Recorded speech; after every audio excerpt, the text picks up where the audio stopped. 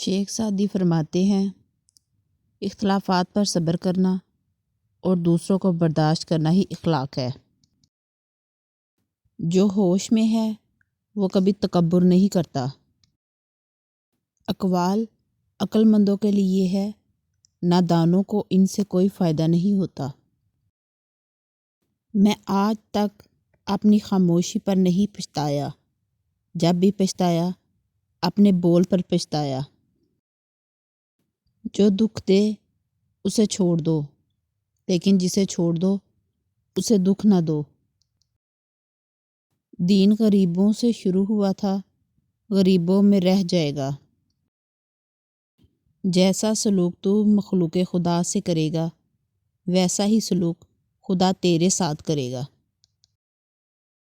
مایوسی ایک دھوپ ہے جو سخت سے سخت وجود کو جلا کر راکھ کر دیتی ہے۔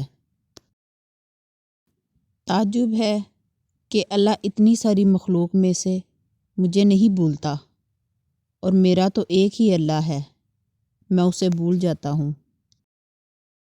میرے پاس وقت نہیں ان لوگوں سے نفرت کرنے کا جو مجھ سے نفرت کرتے ہیں، کیونکہ میں مصروف رہتا ہوں ان لوگوں میں جو مجھ سے محبت کرتے ہیں۔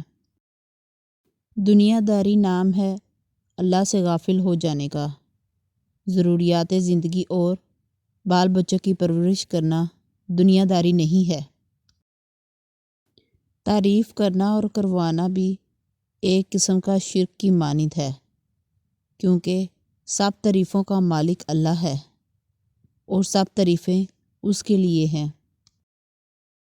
اچھی عادات کی ملکہ، نیک اور پاک دامن عورت اگر فقیر کے گھر میں بھی ہو تو اسے بادشاہ بنا دیتی ہے۔ دشمن پر قابو پالو تو اسے مزید تنگ کرنے کی ضرورت نہیں، کیونکہ دشمن کے لیے اس کی شکست ہی سب سے بڑی سزا ہے۔ تم کس دنیا پر فخر کرتے ہو جس کا بہترین مشروب مکھی کی تھوک شہد ہے اور بہترین لباس کیڑے کی تھوک ریشم ہے؟ مجھے اس دنیا سے کیا لینا جس کے حلال میں حساب اور حرام میں عذاب ہے۔